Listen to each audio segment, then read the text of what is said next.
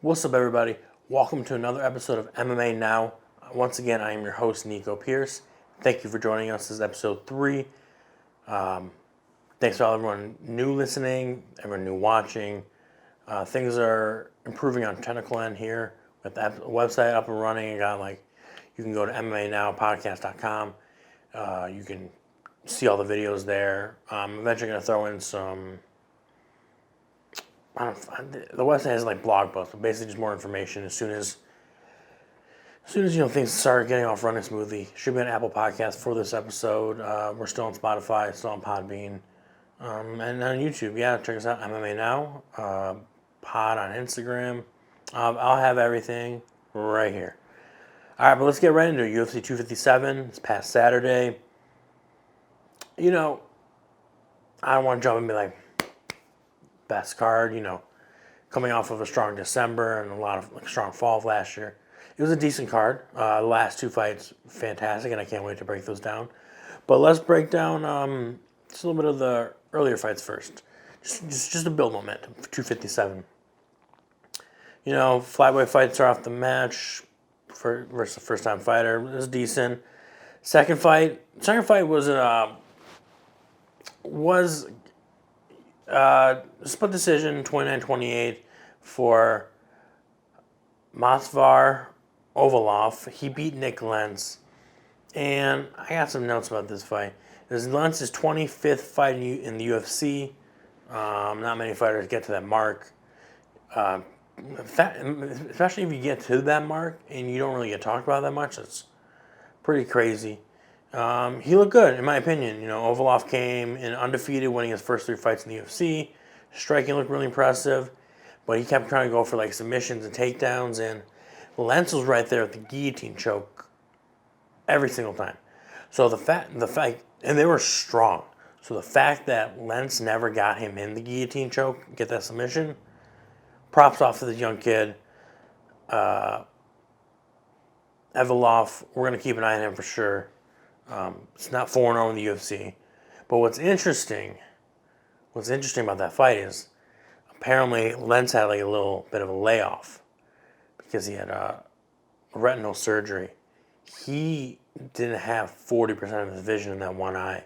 He retired after that fight. He wanted to see if he still had it, but one eye, 60% vision. Yeah, he got outstruck, but he almost came up with that win. It was very close. Hats off to him. Great career. Good luck for everything else going on. The fight after that I was a little disappointed. It was Khalil Roundtree Jr. versus Marcin Prachnio. And, Prachnio came in this fight on a 3-fight losing streak, right? Yeah, it was weird because, that's a must-win situation. And he didn't look like he was going to... His performance out there did not look like he was even fighting for his career. Roundtree had a lot of strong... the volume wasn't there for Roundtree, but the power was there. And he looked really good. Prachnio almost got knocked out, He somehow pulled it off in the second round, came back and an okay third round. And somehow he won the fight 29-28 by all 3 judges. That was... I didn't have any issues with the judges this event, which is rare, except for this one fight. I guess it could have went back and forth. I had the fight going to Roundtree. I don't know, man. I was reading Roundtree was... He didn't know if he still wanted to. He was contemplating retirement. He came back. He's like, you know what? I want to give it my all again. And he signed a new contract with the UFC going into this fight. I don't know. His skills from Ultimate Fighter to now, it's vastly different. He's improved phenomenally, but I don't know, man. I was a little disappointed. It is what it is, man. We'll see what's going to happen. Prachnio, we'll keep an eye on him because if he performed anything like he did today or in his previous fights, you should bet against him. We'll see what's up with Khalil Roundtree, Fight after that, we had Juliana Pena fighting against Sarah McMahon. People don't know, McMahon, even though she's a little older, she's 40, looked fantastic. She looked great. Former Olympic wrestler. But when it came down to it, Juliana Pena's striking was much better. It looked really good. And also, for not being her specialty, her wrestling was great. She was able to stay with McMahon and not really have any issues there. And then, just kind of out-grappled her and eventually got the rear naked choke. It's a fantastic win for Pena. Good to see she's back. McMahon's a great fighter, a little older. It's good to see that Pena is back in it. She after the fight she called on Amanda Nunes. I don't know. Amanda and her wife, they were right on that Twitter game real quick, just writing her off. And to Pena's defense, she has just as many wins in the UFC as Megan Anderson, who's fighting Amanda on March 6th. So we'll see. Pena hasn't been the most active recently, but we'll see what's going to happen. I like Pena. All right. Next fight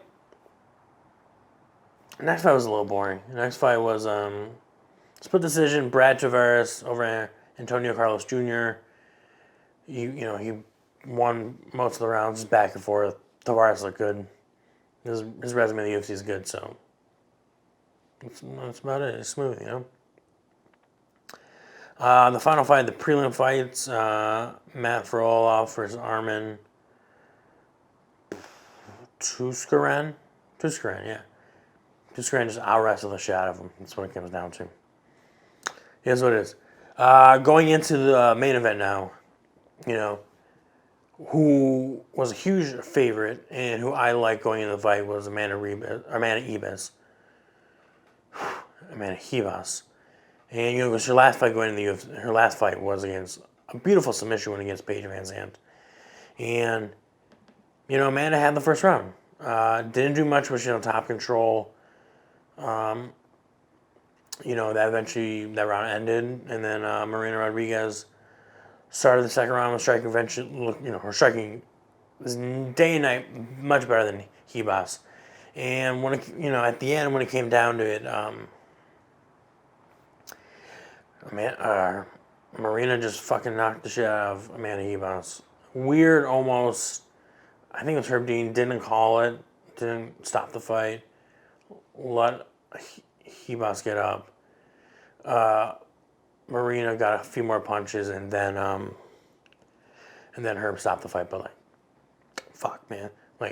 Marina in her post-fight speech was like, "Now you guys know who I am." You know what? I didn't put too much credit on her name. She moved up. I think she's ranked number 6 now. She looked fantastic. Her striking is really good. We're gonna see what's gonna happen with that. She's in strawweight. Who's the champ there? Oh yeah, that's she's number 8, not 6. My mistake. Here's the thing: her striking looked really good, but still on the top of that division is Weili Zhang. Oh, I know she's 6. Okay, I just have to refresh my fucking page. Weili is scary. She's scary. I don't know if Maria can hold up to it, but she's still a few fights away. Obviously you got to go through Nina Azaroff, who's going to be fighting Mackenzie Dern, and on top of that, Carla Esparza, who's no easy match. Joanna's up there. We'll see. Probably the most exciting division in women's right now, so I'm excited to see how that goes. After that, you had Andrew Sanchez, who got moved up, versus Makhmed Muradov. Back and forth striking fight. Muradov just caught a couple punches, and he knocked Andrew out. So it is what it is. Hilariously, Muradov, though, after he wins, gets out of the cage, goes up to Dana White's like, "How come you're not following me on Instagram?" Love it. He had a good knockout, and President's gonna be following him after that. It's good to see. After that, we had the Women's flyweight, we had Jessica Joanne Calderon. Just a striking clinic on Joanne. She looked fantastic. Jessica didn't show up. That's what it came down to. She didn't show up. Joanne looked good. Pretty sure I called that one. I didn't do something in this fight. And I called 3 and lost 3. So it's 3 for 3. It is what it is. But, as much as 257 was exciting and the way things are going to be shaping up in all the divisions, I know you guys really want to hear about the lightweight division. And so the co-main event was Dan Hooker and Michael Chandler. I, like many people, did not, look in and just respect what Michael Chandler was doing over in Bellator. And I was wrong. I just overlooked him. He looked fantastic against Dan Hooker. Knocked him out mad quick. Like, you thought, we know Dan Hooker had the advantage striking because Chandler is a wrestler. But fuck, man. Chandler came in, knocked him out in 2.5 minutes. Fantastic signing on the UFC part. He moved up. Fuck, where did they put him at? They put him at 4, which is well deserved. Because obviously Conor moved down, which we'll talk about. And there's, a lot of people moved down because they had to move Chandler into the division. But,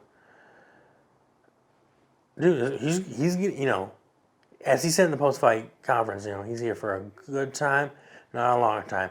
And he's going to cause some havoc in the UFC. And I'm super excited to see what's in store for him next. But, I'm talking about the main event. Everybody and their mother was like, Conor. Conor hasn't really fought at all. Since 2016, he's fought against Khabib and Donald Cerrone. That's really about it. Dustin's been active. Dustin goes in there. Second round, TKO, 2.5 minutes. He looked fantastic. First round, good clinch work. Before you get to the clinch work, Dustin surprised him, took him down early. Threw Conor off. Then they get up, clinch work back and forth. Both of them exchanging shoulder shots. And it was exciting, a lot of the fans who don't watch all the fights thought, oh shit, Conor knocked out Donald with these shoulder shots. He's going to do the same against Dustin. And that's not going to happen. Not against Dustin Poirier. Dustin's too good, too weathered. He's got one of the toughest chins in all of the UFC. They exchange shots. And, I like the way Conor moves his whole body in when he does them, but that's eventually going to hurt him.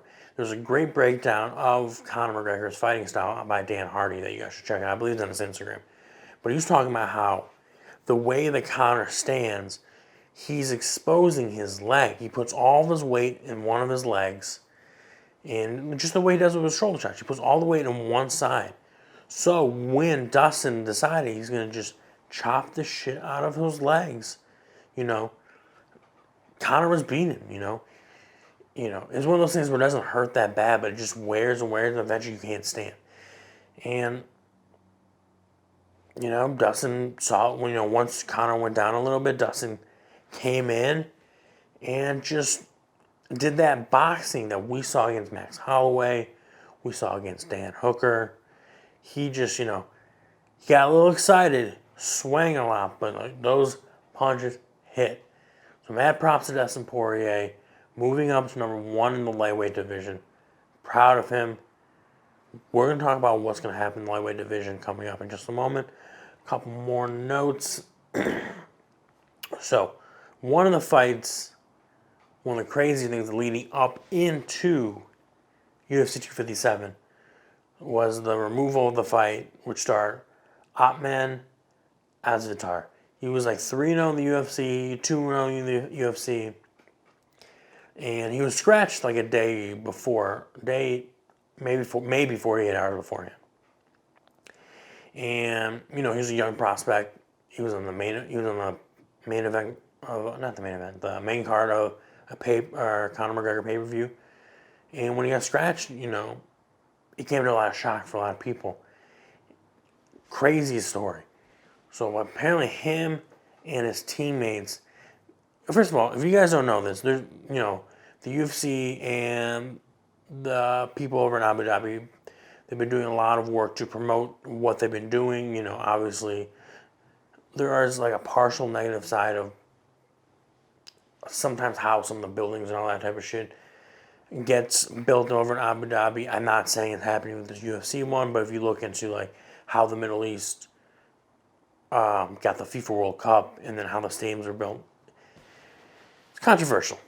So, I think it's very important for everybody to make sure going into, Fight Island, they just built this new stadium for the UFC to host fans too, that, they wanted a lot of good press. So there's a lot of good, they're talking about all the safety measures they did in 2020, all the testing, the quarantine, all that kind of stuff. And they did the best job in all sports, in my opinion. They were fantastic. Maybe the NBA bubble, but that's a completely different scenario, just because of the amount of games and all that type of stuff. Now, with all that being said, sometimes fighters don't make the smartest decisions. Him and, Azatar and his teammates, they cut off their wristbands. They went out to, I don't know, like a fence around, the fight campus or whatever it is, and they gave their wristbands to, I guess, a friend, whatever it was, and they snuck in to the fight campus, which, it just has like a hotel and the venue and all that type of stuff. And this guy, like, snuck in the hotel, got in a room, shimmied over like 4 balconies, changed his clothes, and like dropped off a bag. Now, there's a lot of speculation on the internet. What was in the bag? Drugs, steroids, whatever. It could have been something more sentimental. Could have been like, I don't know. The guy has kids. Maybe it was like a gift from his kids that he left at home, that he had to fight with. Maybe it's something that he has with him, like a lucky charm that has with him. Either way, they got an unauthorized person into the campus. He snuck in.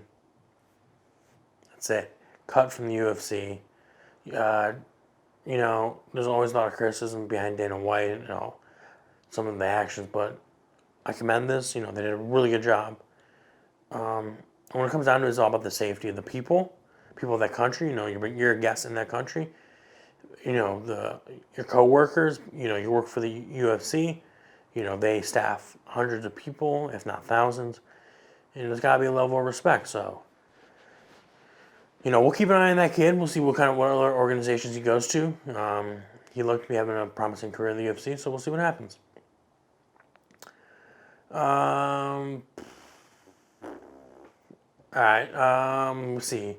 We'll go into some fight card announcements later. We got Whitaker versus Romero aiming for April 17th. It's going to be fantastic. I can't wait to break that down. Sad news, I guess. BJ Penn got arrested again in Hawaii. Suspicion of DUI. Dude, I don't know, man. I'm not going to try to compare presidents, owners, different organizations to each other. 2020 saw a lot of adversity in this whole world. I like seeing what I saw from Mark Cuban, who reached out to a former player who was basically homeless on drugs, got him the help he needed. I think BJ Penn is still contracted with the UFC, but he's such a staple and a legend in that organization, and you can't really talk about the history of the UFC without talking about BJ Penn. I wish someone, whether it's Dana or someone else, reaches out, tries to help him. A couple arrests, that he's had in the past, I don't know, 18 months probably. We'll see, getting into mixed martial arts in the UFC, BJ Penn was one of my favorite fighters to watch. We'll see. We'll see what happens, hopefully. I wish nothing but the best for him. I hope someone reaches out. Hopefully it all works out for him. That's about it. Let's get into the lightweight division. Okay. Now, Khabib has said in the UFC and ABC with the Max Holloway card that he's going to see what happens, If something intrigues him, maybe he'll come back and fight the guy. And I think I talked about last week. Here's the thing. Khabib's not going to be fighting in the next 6 months. Ramadan's going to happen. He never fights that time. They don't have a training camp. Maybe fights late fall, early next year. But I don't think, here's the thing. Dustin's number one. I don't think he's going to fight Dustin. So after the Dustin counter fight, he went up to Dana and was like, I am levels above those fighters.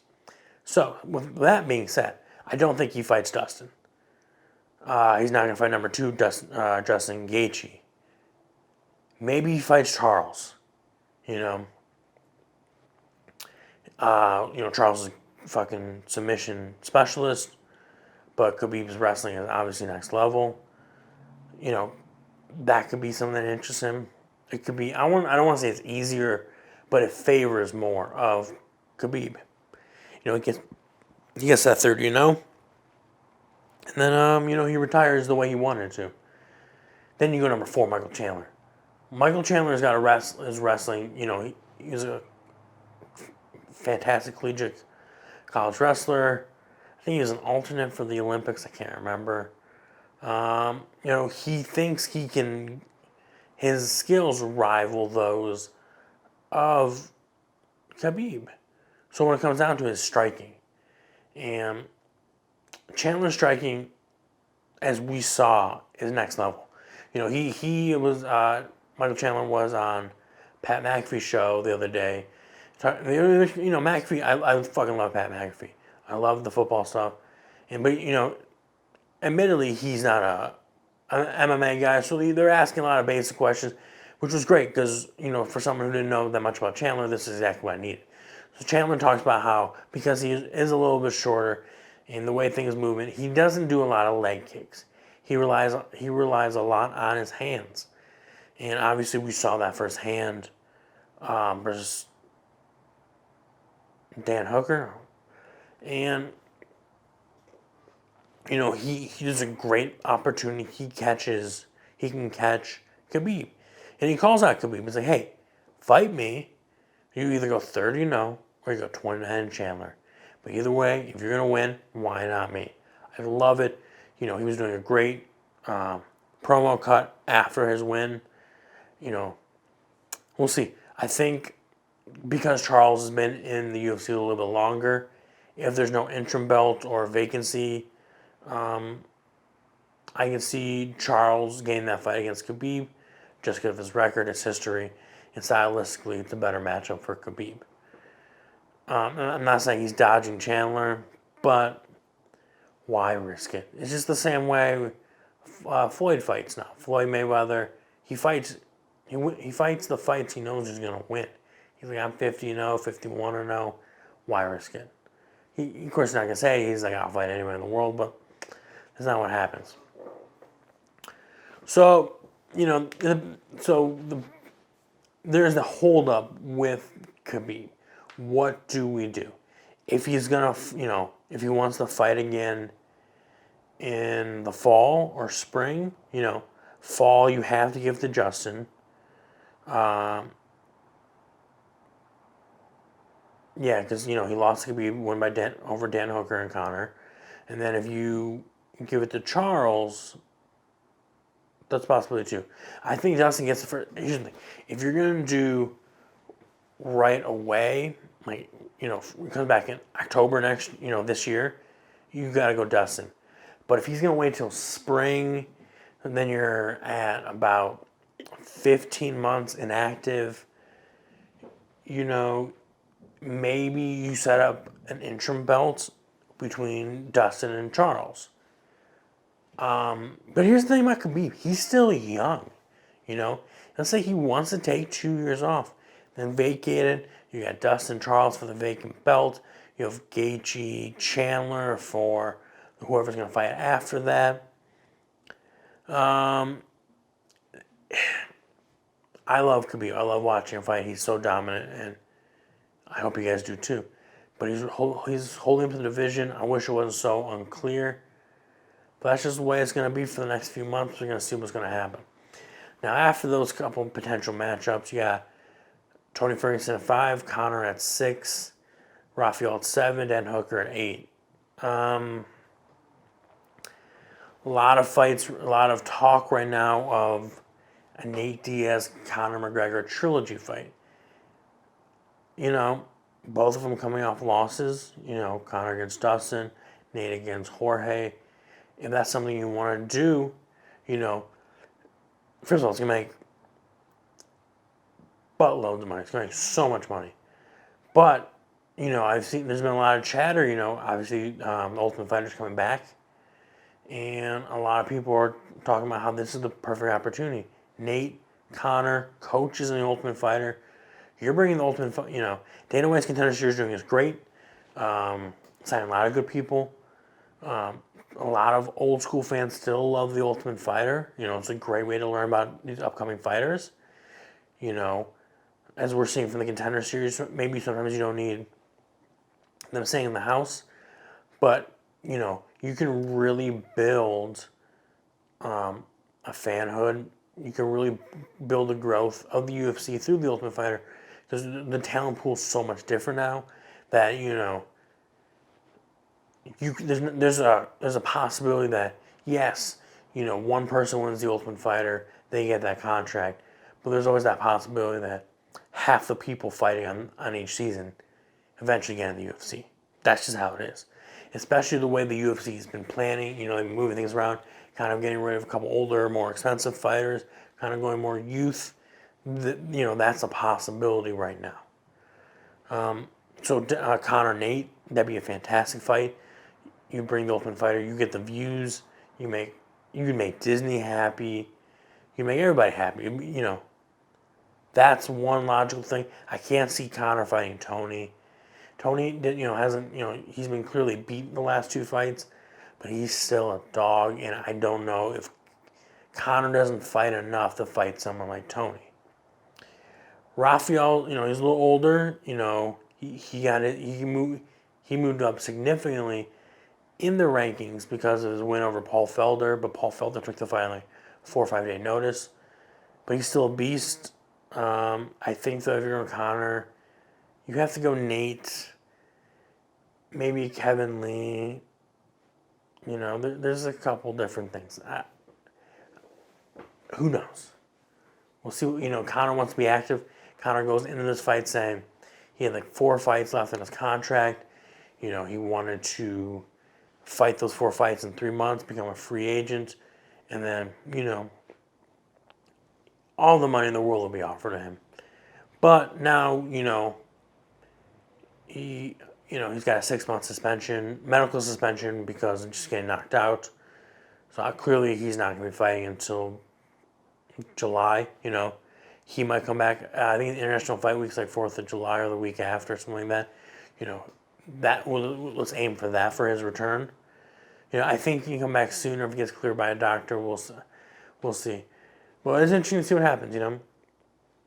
Now, this upcoming week I'm going to record another episode, and we're going to break down more of these upcoming fights, just because there's no fight card this Saturday. But just to look into it, you know, on February 6th, which is that Saturday before the Super Bowl, we're back in Vegas, Apex Center. Alistair Overeem, Alexander Volkov. Volkov's last couple fights, you know, he went on a tear, winning his first 4 fights in the UFC, losing to Derek Lewis, beating Greg Hardy, losing to Curtis Blades, beating Walt Harris, you know. So, you know, he's 2-2 in his last couple fights. And Alistair, man, you know, he's coming into this fight. He's 40 years old. He's won his last 2, 4 out of his last 5, with his only loss coming to Jairzinho Rozenstruik, with about 4 seconds left in the final round, and he was clearly beating him. It was weird. It was a great, knockout. I don't see. It wasn't a knockout. I think. Here's the thing. He lands the punch. Alistair falls. Then he walks away, and then the ref's like, I guess it's over. And it's hard to combat that because there's only 4 seconds left in the round. If he gets up, he loses the fight. So in my eyes, he's 5 for his last 5. It's gonna be a tough fight. My money's gonna go on Alistair. He's looked fantastic. I will look at the odds coming in this upcoming weekend, and I'll let you know. But I like Alistair a lot. On that fight card, Corey Sandhagen, Frankie Edgar. Frankie is a dog. You guys know this, fighting for years. He's okay. His last fight, split decision versus Pedro Munoz, bantamweight debut, fight of the night. Then he got knocked the fuck out against the Korean Zombie. I can't remember what happened. The Korean Zombie was supposed to fight someone else. Frankie was like a last-minute replacement. Wasn't the right decision, in my opinion. Yeah, so he was scheduled to fight Corey Sandhagen in January, but Edgar was removed from the bout in favor of featherweight parent. Okay, so Brian Ortega pulled out, and then they just moved. They just moved Frankie, man. I didn't like it. At the time I didn't like it. I still don't like it. Then before that he lost the championship fight to Max Holloway. He beat Cub Swanson before then, 2018. He's been back. Every fight he's in, it's tough. Corey Sandhagen is 13-2 in his career. He smoked the shit out of Marlon Moraes in the last fight. And before that, it was his first loss in the UFC to Alistair Sterling. Nope. Aljamain Sterling, who is now going to be fighting Peter Yan for the bantamweight belt. We'll see what happens. You never count out Frankie Edgar, but I like Corey Sandhagen in that fight. After that, Saturday before Valentine's Day, February 13th, you got Kamaru Usman, Gilbert Burns, former teammates, probably will be teammates again. They're very respectful. Probably teammates again after this fight. That's going to be a good fight. Uriah Hall, Chris Weidman should be the co-main event. Kevin Gastelum's on that fight card. Macy Barber's on that fight card. Pedro Munoz, Diego Lima, Jimmy Rivera. A lot of good fights. After that, you're going to have Curtis Blades, Derek Lewis. Honestly, we'll see what's going to happen. We'll talk about it in a moment, or in more next week. We're finally gonna see Stipe versus Francis 2. We'll see what happens if John Jones is gonna be immediately after. They're gonna give Jones another fight, but I feel bad for Curtis Blades and Derek Lewis, both of them top of the division. They are ranked. Stipe, Francis, Curtis, Jairzinho, Derek. That's what, champ through 4. We'll see what happens. There's a good chance that the winner of this fight should more than likely get a title shot. But there's a possibility that John Jones, leaps over them, or John Jones fights the winner of this fight. We'll see. Curtis Blades, obviously fantastic at grappling, if I remember correctly. A lot of TKO punches. Oh shit, a lot. That's heavyweight division though. Derek Lewis, I love. Who doesn't love Derek Lewis? Super excited for this fight. I know Derek Lewis at times used to cut down to 260. He was active last year, trying to keep. He wants to be able to keep his weight more down around 240. Be a little quicker, better for his body. I love it. We'll see what happens in this fight. I cannot wait. The rest of this fight card, the rest of the fight card is going to be, if you're watching this, you love mixed martial arts, you're going to love this fight card. It's a fighter's fight card. Not a lot of bigger name people, which is fine because not every fight card should be geared towards the casuals. So we'll see. We're gonna get a lot of good prospects out of this. We'll talk more about that later. After that, Reyes is back. Dominic Reyes versus Yari Pros. Fucking A. Yari Proga Zaka. Okay. I gotta learn how to say that one. But, he's 1-0 in the UFC. Okay. He fought in Ryzen before that. He was the champion over there. Beat CB Dalloway in his fight before that. Okay. Okay, so the fight mostly in Ryzen. Okay, good for him. Yeah, and then who else we got on this fight card?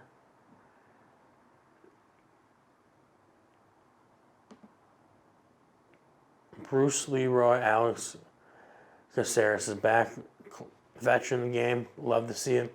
At that 259, we've talked about it a lot. You got John and Israel fighting, Amanda Nunes, Megan Anderson, Petri Yang, Aljamain Sterling. Joseph Benavidez is back on that card. Dominic Cruz is back on that card. Tim Elliott's back on that card. That's going to be a must-see pay-per-view. See where the location is. I might go to Vegas for it, see what happens with that. Let you guys know. After that, the return everyone's been looking forward to. Leon Edwards. JK. Everyone is super excited for Kazma Shimaya. Obviously, he gets Leon Edwards, who's in the fought since, I think, July of 2019. Love this fight. It's really going to prove if Shimaya is who we think he is, which a lot of people say he is. Leon's no one to look over, so I'm so excited for that fight. Cyril Gane and Rosenstruck's going to be on that card. That's going to be very important for the heavyweight division. Dan Ige, Ryan Hall's on that card. Looking forward to that. After that, again, the March 20th, you got Derek Brunson, Kevin Holland. Low-key, one of the most exciting fights I'm looking for this year. Kevin Holland 5-0 in the UFC last year. I think he's trying to go 6-0, if not 7-0. Love to see that. Cannot wait for that fight. Then after that, you got Stipe Francis 2, and Alexander Volkanovski, Brian Ortega. Rumor has it Tyron Woodley, Vincente Luque, Jimmy Crute, Johnny Walker. That card, that's going to be a good pay-per-view card. After that, Mackenzie Dern, Nina Ansaroff, Darren Till, Martin Vittori just got announced. After that, Robert Whitaker, Paulo Costa. Obviously, that's April 17th. We'll get into that more later. We'll see what happens, in that Jean Israel fight. Because Robert should be fighting for the middleweight championship. Paulo Costa looked fucking terrible against Israel. We'll see what happens on that. That's kind of all the announced cards for right now on Wikipedia. I'm looking forward to everything. We got a good 2021 coming up. And it's good to, they went hard in 2020, took that week off, three weeks off for like Christmas, New Year's, and first week of 2021. We have this week off too after 3 weeks overseas. And it's good to see. We're going to come back strong. I don't know. I'm super excited. Couple things coming up on the podcast. I'm gonna be more active in the Instagram game. I kind of just want to make sure all avenues of distribution was lined up before that. We did that, and we're gonna see. I got a buddy of mine that loves fights. I might bring him in every once in a while, probably to recap pay-per-view fights. Once COVID and all that stuff, vaccine gets out there, him and I might be doing kind of like a fight companion. We'll stream that on like Twitch or YouTube, or whatever is the best, avenue. We'll cross that later. Cross the path later. And I'll be getting back to the mixed martial arts, just basic training, losing weight. I've just been going to Gold's Gym out here, outdoor gym. Kind of sucks, chilly right now out in LA. In the mornings, like I'm not saying it's cold. It's definitely not cold compared to the rest of the country, rest of the world. But in the morning, I try to get there about 6:30, about 45, 50 degrees. It's a little rough, but it's fun. It's fun, We're looking good. Now looking forward to everything coming up. In this, I can't believe we're almost done with this first fucking month. But things are looking good. I'm gonna try to get out to Vegas, see if we can get some more web content. Well, we'll see, web content. Just enjoying the fight. Just to get out of LA, go to a restaurant, indoors. I guess outdoor dining is opening up soon. We'll see. We'll see what's gonna happen. I'm looking forward to everything. We're gonna have a lot of growth. I'm gonna be bringing in more people. Just, we got to make sure it's the right scenario, right situation for everybody. And with that being said, rate, subscribe, tell your friends, please. We want to get the word out. The more people we got listening. It's going to suck. We might bring in some revenue, some ads. It might take 30 seconds, 2 minutes or whatever on this podcast, but, bring some money. We're going to, a lot of things. I'm going to start traveling throughout the coast. Going to jiu-jitsu tournaments, amateur fights, low-level pro fights. And I want to, build that relationship with fighters. If you're a fighter or manager or whatever, reach out. Love to do interviews over Skype, anything. I want to, I know, this podcast has mostly just been about the UFC right now. I just saw they've announced the first 4 fight cards of the year for one championship. We're going to be covering that.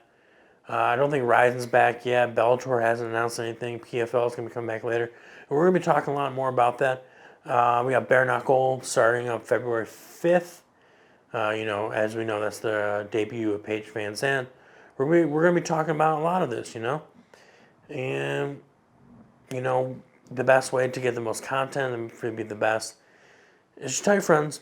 Follow us on Instagram. And, I'll put my personal Twitter up. I don't really use it that much. We are going to be more active in that soon. And then look, I just got the email. We're on Apple Podcasts right now. So I'm going to spread the word. We're going to be getting out there a little bit more. And I appreciate everything you guys do. You can follow me on Instagram. I'm a little more active. I'm going to try to post more. Kind of, just build that relationship with the community. If you're a fan, you want to ask questions, email us, DM me, tweet me, whatever. And, it's going to be good. It's going to be good times. I appreciate all you guys.